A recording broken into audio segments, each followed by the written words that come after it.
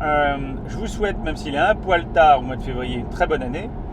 Et vous propose de m'accueillir chez vous pour l'essai de cette Skoda Kodiaq RS Cru 2022. Je réfléchis parce qu'il y a quand même pas mal de changements.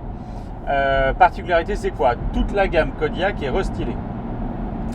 Pour ce faire, le plus évident, c'est le changement de proue avec des ouïes plus agressives, un gros bouclier enveloppant et surtout des optiques qui ne sont pas, sans rappeler à mon sens, celles des Mustang récentes. À l'intérieur, de menus retouches qui sont surtout d'ordre électronique. Quant à l'arrière, des nouveaux feux un peu plus effilés qui viennent courir sur les flancs de la carrosserie.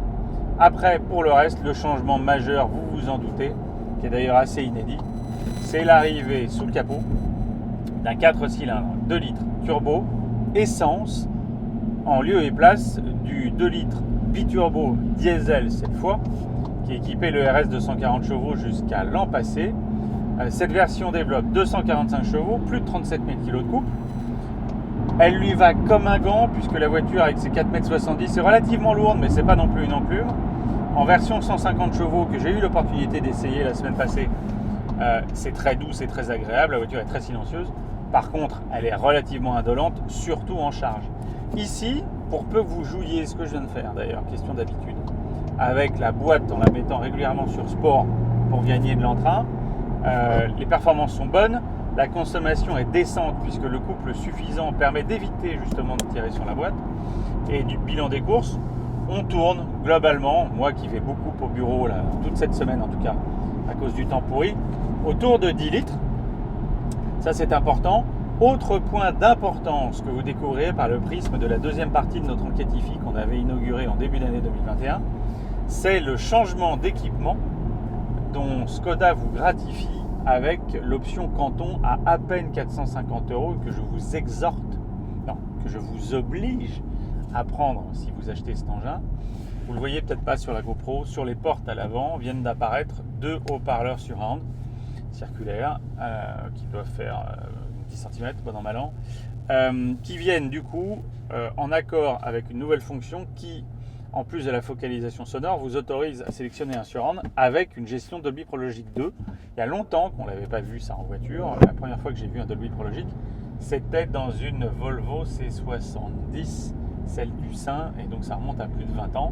Et on regrette qu'elle ait disparu jusque-là. C'est magique. Ça vient rajouter à la spatialisation classique, en longueur en tout cas, qui est inhérente au volume d'habitacle, un élargissement du spectre sans pour autant venir dégrader la qualité de la reproduction. Ça vient évidemment très légèrement amplifier sur les aigus et ça ajoute un tout petit peu de reverb, mais comme vous pouvez sélectionner justement l'effet surround, vous le mettez au strict minimum et vous vous contentez d'élargir la scène. Donc ça, c'est une option hautement recommandable. De même, il faut évidemment prendre le toit panoramique, sachant que vous pouvez aussi opter pour un ciel de toit en suédine, qui n'est pas de l'Alcantara, qui elle aussi évidemment est synthétique, et c'est un truc annexe. Ça vaut un peu plus de 600 €, ça donne un effet super classe à la voiture. Je regrette juste que l'intérieur beige ou chocolat de feu, les versions Clément, ne soit plus disponible. Ça aurait égayé un peu cet habitacle. Côté tarif, c'est là qu'il y a problème. C'est que même si c'est moins cher que la majorité des voitures concurrentes du marché, nous sommes ici à 52 100 € pour une version RS 245 chevaux, ce qui n'est pas ridicule et ce qui n'est pas excessif, même si ça fait des sous. Optionné telle qu'elle est là, considérez qu'on est à peu près à 57 000 €. Moi, il y a un pack d'options que je n'aurais pas prises, hein, les aides à la conduite, tout ça, je n'en ai cure.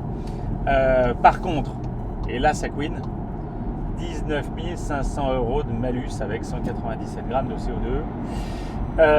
Bilan, vous êtes à 73 000 € au total.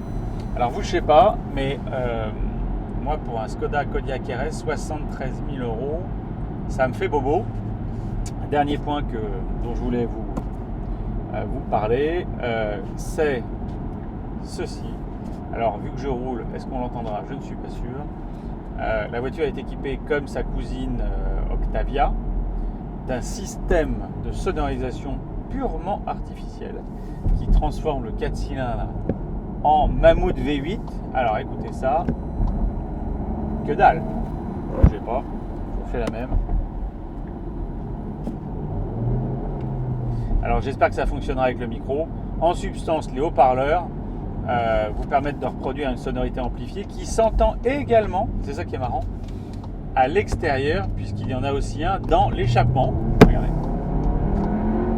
C'est quand même génial d'être dans une Skoda Kodiaq en RS, un truc familial qui peut accueillir 7 personnes et d'avoir une sonorité comme ça. Je trouve ça assez rigolo, sachant que plus de bruit du tout, on est quasiment électrique. Je vous souhaite une bonne lecture de cet essai du numéro 254 et je vous dis à très bientôt.